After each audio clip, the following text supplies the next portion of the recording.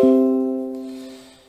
guys, Ryan here, and on today's episode of Running with the Pack, we've got, so much to talk about. I've got some contract stuff, some other silly season stuff from last week, this week, and then some other controversies that I want to talk about over the last couple weeks, or over this past weekend's race at Talladega. So hopefully you guys are excited, and we'll see. And let's get on to it. We're going to start off with some of the silly season stuff.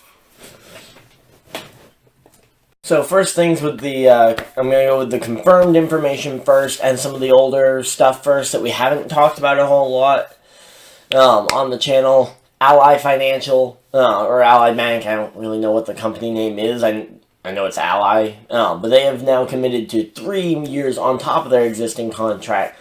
So through 2023, Ally will be on the 48 car. And that was confirmed around a week ago now, because Wednesday last week, I believe, and this video should be up Thursday, Friday, somewhere in there. But yeah, that was something I was a little shocked to hear that didn't come with a driver announcement. They didn't announce, Jimmy Johnson will not be the driver, or Jimmy Johnson will be the driver. They didn't announce, Gregson to the 48 or something, even though I don't think Gregson is worth going to the 48 at the moment, but it's looking like he's probably going to be the likely candidate to replace Jimmy Johnson when he retires because of other silly season moves that we will probably talk about in just 1 second. But next up, actually on the list, we're going to talk about it right now pretty much, because another guy I've heard going around is an option to replace Jimmy Johnson at that 48 car. Looks like he has gotten a ride as well for next year, and that's Ross Chastain. Ross Chastain has a ride in the Xfinity Series with Colleague Racing at the number 10 car, which he has driven several times throughout this season, and he even picked up a win at Daytona in their third car that they had at Daytona this year. He picked up their first ever win as an organization. Of course, now they've gotten 2 wins because AJ Allmendinger at the Charlotte Roval got a win, which that was really cool to see. But yeah, so now we know where the Melon Man is going to be racing full-time. Of course, he's probably still going to be near full-time in trucks and near full-time in Cup as well. But he is going to be primarily, he's going to be running for the Xfinity Championship and the Xfinity points. Like how he started this season before switching to trucks when he realized that his truck opportunity was probably better than his Xfinity opportunities that he had. Of course, that was before he got his win at Daytona, which of course would have locked him into the Xfinity Series playoffs, which then I think that would be an interesting one to see, how much further he would have gone. So we know that he is going to be in a solid Xfinity Series ride next year, and I would say that's probably the second or third best combination of car and driver. I'd say they're probably going to be in contention for quite a few wins next year. Kind of depends on how the development of Cindric goes, how some other silly season things that we were going to mention in a few minutes go, but I would say that is probably the second or third best car-driver combination we know about right now, because like the Joe Gibbs car, we don't really know what the 20 holds. The 19 we know is going to be Brandon Jones for the foreseeable future. So, yeah, but that is a very solid opportunity, and now Colleague Racing will have 2 full-time cars, because the number 11 is not changing. Justin Haley will still be in that number 11 car, and they will have the number 10 full-time for Ross Chastain with Nutriag Solutions on the car for, I believe, 23 of the 26 races. So basically 3 races of Chastain funding or something, like his melon family, because of course he's known as the Melon Man. So, but that was great to hear, and it looks like that kind of takes him off the list of a Cup opportunity this year, which I know me and several other people were thinking he could be a factor for some of these Cup opportunities this year. We know the until about 5-10 minutes before I recorded this clip, we didn't know who the 37 was going to. Now we know it's going to be Stewart-Haas. That was confirmed literally minutes before I recorded this clip. Mainly because I stopped for a lunch break, and then that was actually pulled out over lunch. So thank you, Bob Pockris, for posting that before, because it was reported by Bob Pockris that it was likely that Stewart-Haas was the top contender to go to that ride.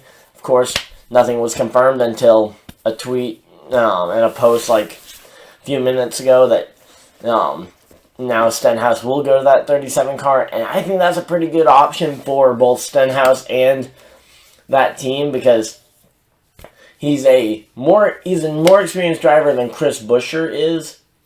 Plus, they didn't have the ability to keep Chris Buescher. So if you look at the two main contenders for that ride, it was Daniel Hemrick and Stewart-Haas, especially once Chastain was announced or had his deal solidified. We kind of knew that it was going to be down to Stewart-Haas or Hemrick. I think Stewart-Haas is the more solid choice.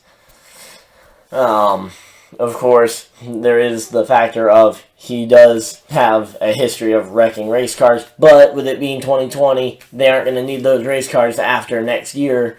So, I guess whatever happens, happens. And because it's likely, I believe it's only a 1-year deal that he's going to be on, he and Ryan Preece could both be potentially moving around after next year, depending on performance, of course. So, at least I guess for Stewart-Haas fans, we got another season in a fairly decent car. I mean, I'd say that's a slight downgrade from the Roush car he's been in for years, but maybe he'll be able to pull something off. That leaves Hemrick. Yeah, Hemrick is going to have to go to Xfinity somewhere.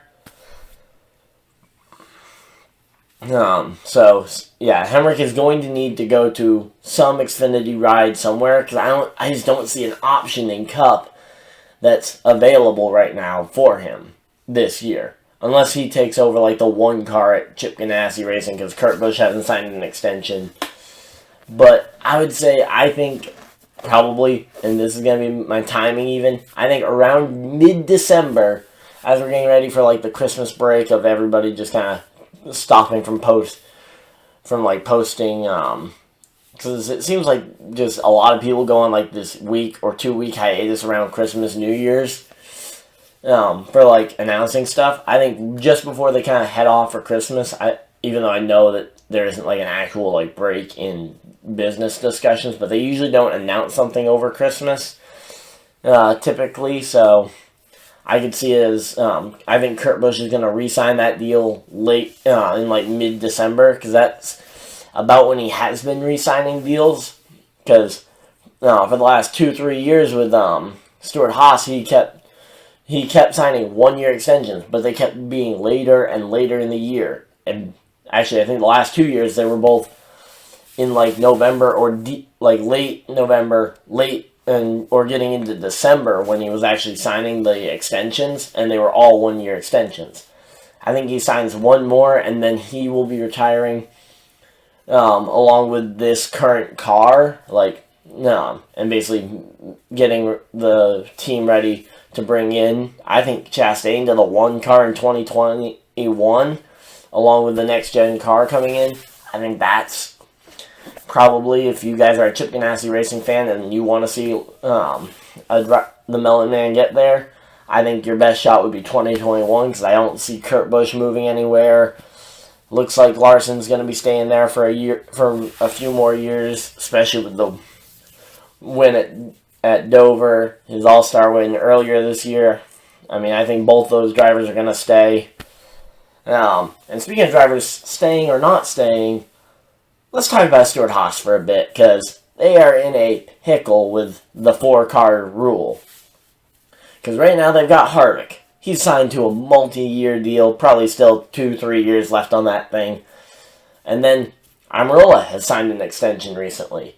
Clint Bowyer has reportedly signed an extension, according to, again, Bob Pockris, has said that Bowyer has signed an extension. I haven't seen anything from either the team or Boyer himself talking about it, but I believe that extension has been finalized, and now we're looking at, okay, and now they're also reportedly in the final strokes, like just having some meetings this week with Suarez's sponsors and whatnot, trying to figure out.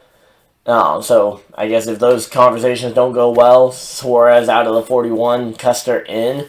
But that's where it gets interesting, is they have Custer, who has 7 wins this year in Xfinity.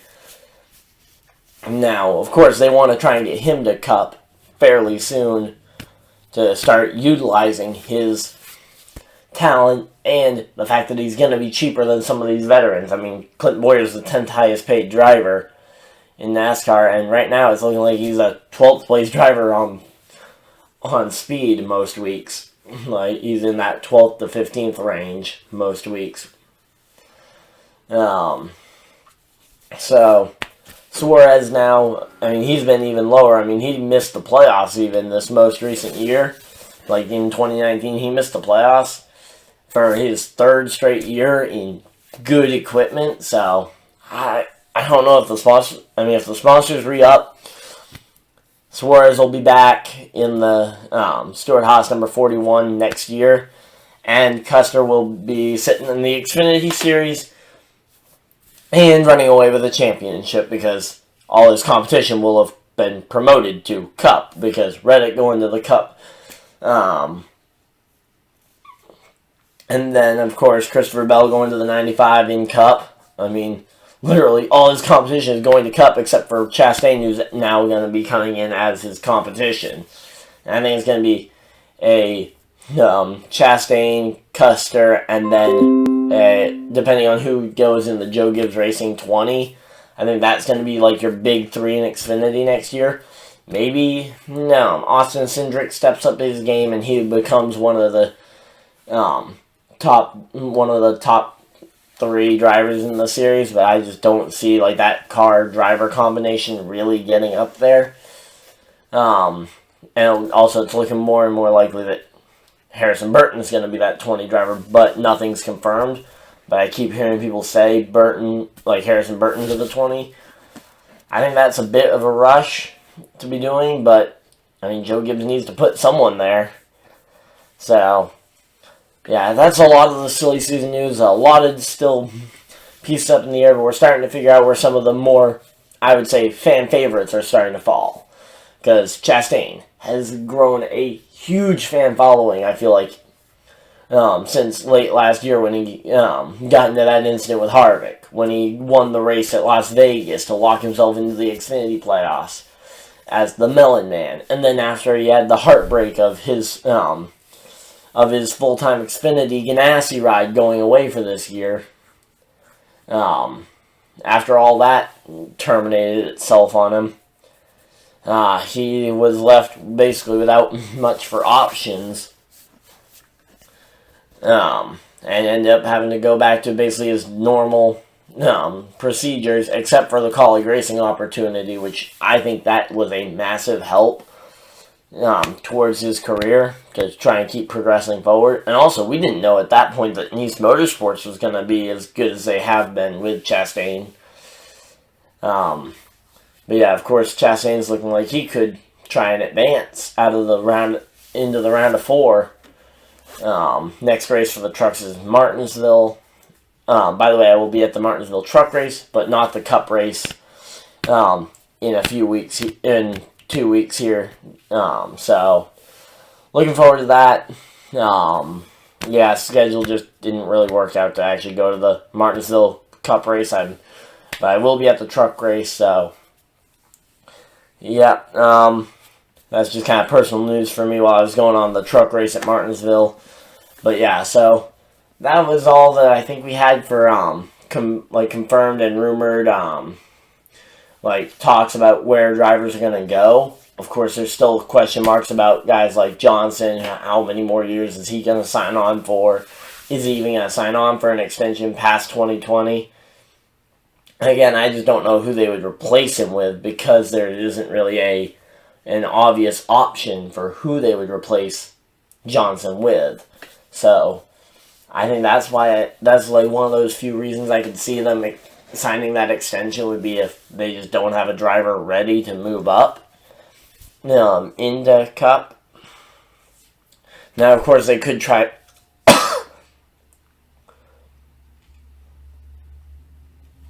Of course, they could try and extend or rush Gregson up to the Cup Series in a bit quick, like trying to rush him up there so that they have a driver to put in the seat. I think that would be a mistake, especially if you're kicking Johnson out when he still wants to race. I think Johnson will race as long as he wants to race, but the question is how long is he going to want to put up with being mediocre before he eventually hangs up his helmet. So yeah, there's just a bunch of rides. I mean, we're starting to kind of see all the pieces falling into place. I think right now the biggest unconfirmed and kind of silly season rumor is where does Hemrick fall, because Hemrick really doesn't have a landing spot right now except for a lower tier Xfinity ride, or maybe he goes and mends his relationship with RCR and goes to their Xfinity program. Maybe he goes to Joe Gibbs Racing's Xfinity program. But yeah, so that was the main silly season stories I wanted to talk about. But we do have a topic from Talladega this past week that I want to talk about in a little bit more depth during this video. So this past weekend at Talladega, during the lap 55, 57, whatever rain delay that ended up delaying the race till the next day, there were several Chevrolet drivers that were seen going into this building for what drivers, crew chiefs, other personnel, all going into this building for supposedly what we've heard as a Team Chevy meeting. Go buy a Corvette was basically what all the drivers had as their universal code for what was talked about in that meeting was just, oh yeah, we talked about the design of the new 2021 Corvette, go buy a Corvette. But actually, I was listening to the Sunday Money podcast, recommend going and watching that, but Corey LaJoie on there, talked about how Chevy apparently, actually has repercussions for if you, say you're a Chevy, you push a Toyota, and that Toyota ends up, you push that Toyota to the lead, and then that Toyota ends up winning the race, that then Chevy will, according to him, these are what he said, that he said that they apparently take away sim time or a company car of some kind, which, I mean, that seems very strict. I mean, he also said that Ford doesn't have that, and while sure he's in a Ford currently, he was in a Chevrolet last year, so, I mean, I wouldn't put it past him to know some of these behind-the-scenes things with Chevrolet, even though he's currently driving for a Ford. Might also be part of why he left Chevy. Granted, he's now driving for for what I would say is a better team overall, regardless of whether it's a Ford or a Chevy. But now he's driving for the 32 car. But yeah, he was driving a Chevy last year. But yeah, when it comes to like the whole team orders and NASCAR thing, especially hearing this, is concerning to me because I don't want to see the manufacturers have too much power in the sport. At least not unless we can get a good 3 or 4 more manufacturers involved. If we can get those many manufacturers involved to the point where it's basically Team Chevrolet, Team Ford, and they all have about 4 cars in the field, 4 or 5 cars in the field. I mean, we'd need like 10 manufacturers to make that happen. But, no, I think until we get to that point, I think team orders are a terrible thing. Because as of right now, I mean, Toyota's got no shot on the super speedways, really, without working with another manufacturer. Because there's 5 of them that are competitive, if you count the 95 at Levine Family Racing and the 4 Joe Gibbs cars. And I know Parker Kligerman might get mad at me, but I don't necessarily know how competitive the Gaunt Brothers racing car is at the current moment. Of course, they're building. great top 15 finish there will help them build towards a future where they might become a 6th competitive Toyota team. But as of right now, I would say that there are 5 Toyotas that could win on any given weekend.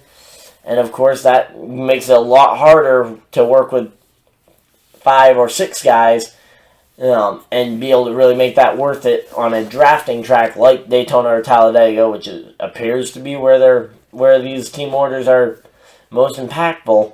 And we saw the same thing in the spring race for Chevrolet. I mean, they apparently had meetings there then too. I mean, they didn't have a rain delay to have an extra unplanned meeting. But yeah, but Team Chevy definitely seems to be, like, they're making it more Team Chevy than Team Hendrick Motorsports, Team RCR. And that's the part where, I mean, again, I want it to be, and I even said this Sunday in my race review video, if it's giving bonuses to the drivers, or like if it's giving a small cash bonus to them to go and do it, I don't have a massive problem with it. I know some people are going to be like, oh, manufacturers just stay completely out of it. I wouldn't have a big problem with it if they're just offering like, oh yeah, like, hey, guys, play nice together. And even potentially throwing a little bit of money around if they do play well together. But actively punishing them to this degree, like taking away sim time, I mean, especially for some of these younger Chevrolet drivers like Hemrick, like Bowman, could be very important. And if you take away that sim time from them, I mean, that's a big thing. And then, of course, company car, I mean, that's just another big thing that they seem to be able to just take away from the drivers. And I mentioned this back on Sunday, that if it was like, oh yeah, here's an extra $100 because you guys all worked well together today, I think that is a better system for it.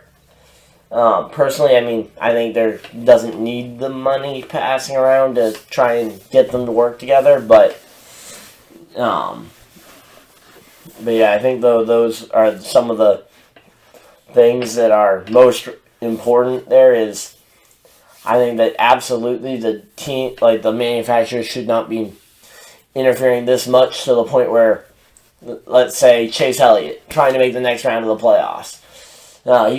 He's in a deep hole. He's the deepest Chevrolet in the thing. He's trying to win for him, and he's apparently it. And if he takes a Chevrolet 3 wide and they both end up going backwards, I mean, I want to see him being willing to take those kinds of moves and not be, oh, am I going to lose sim time if I make this move on a Chevrolet and it takes both of us back?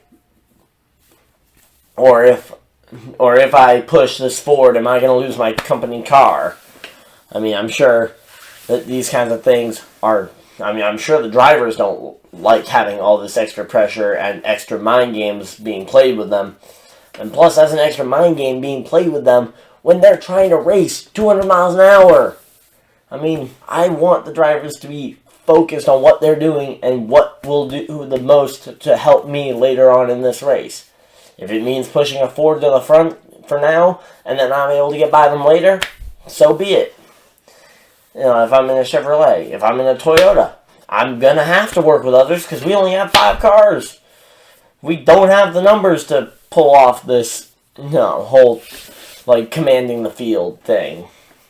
And even Logano's crew chief said that he heard on the rate, that he was listening into other teams' radios, and he heard that Jimmy Johnson and Kyle Larson specifically were told not to work with Joey Logano, on restarts and whatnot, because he is a Ford, not a Chevrolet. So, yeah, man, this kind of stuff, I was hoping it never would get this big in NASCAR, but of course, when a team to be honest, I feel like this was started by Toyota kind of when they absolutely dominated the Daytona 500 with the 4 Joe Gibbs cars and MTJ just absolutely clicking it around the top, around the racetrack, leaving the majority of the race, and ending up to the point where they could battle for the win. Like, that's what I like, is that they aren't so team ordered to the point where they weren't able to attempt to go for the race win themselves. I mean, once they got to that last lap, there were no deals. Denny Hamlin made the move from, I think, about 4th or 5th in line all the way up and ended up winning the race by an inch. Or a 100th of a second or something like that.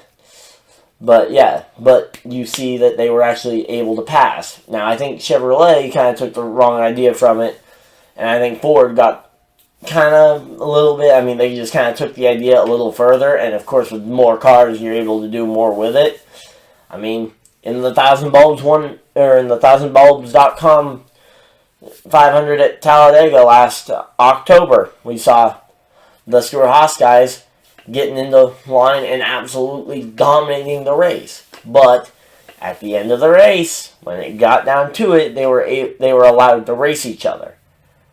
Chevrolet, I mean, they didn't seem like they were able, I mean, it's seeming like they are literally being pressured to not race each other at all, which is not, I mean, that is not something, I guarantee, if it gets to the point where it's kind of like Formula 1, where you're starting to see team orders all the time, and I think another thing that kind of shows this was the incident with Joe Gibbs Racing at Homestead last year, when Denny Hamlin gave up his choice of pit box, basically to give it to Kyle Busch.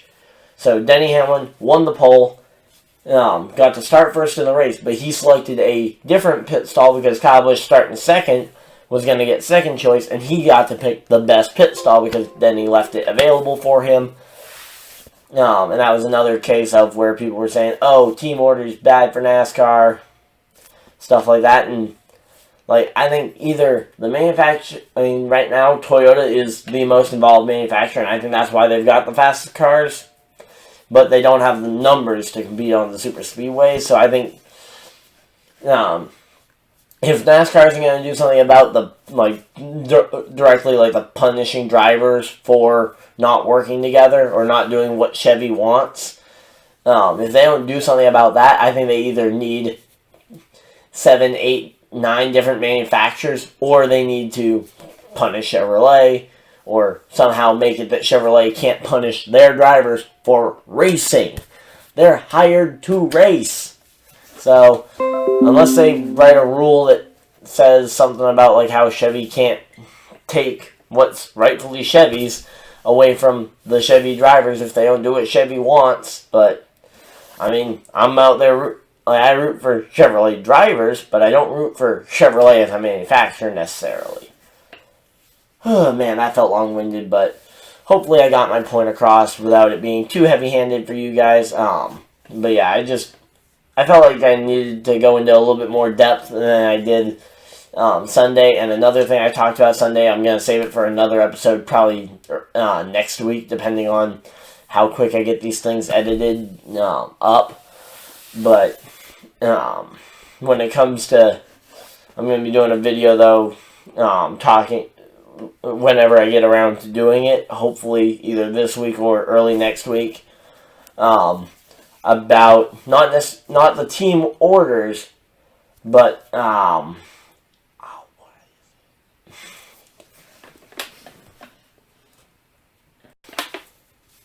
also, if you guys are interested, either later this week or early next week, I'm going to be doing a video going more in depth on the yellow line rule, which was a question mark with Blaney. I'm going to show examples from I'm going to be doing some research this week, trying to find examples of this rule in the past and kind of some of the history on it.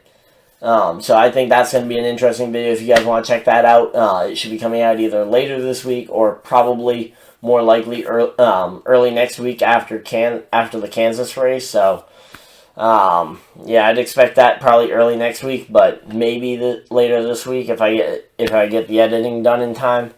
But look forward to that, and thank you guys all for watching. Reminder, there is a link down below if you guys want to pick up a Ryan Dyer t-shirt, Thomas Cup Series t-shirt. We also have stickers down there, as well as my Patreon link is also down there. But if you guys could just leave a like on the video and enjoy the rest of your day. Bye!